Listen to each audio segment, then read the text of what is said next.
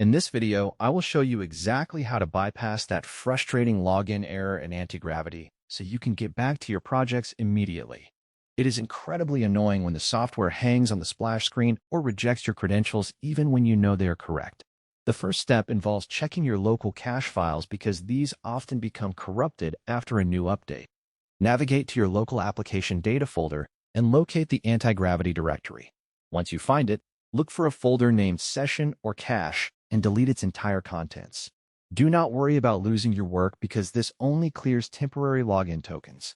After you have cleared those files, try restarting your computer to ensure all background processes have fully reset. If the problem persists, then the issue might be related to your firewall settings blocking the authentication server.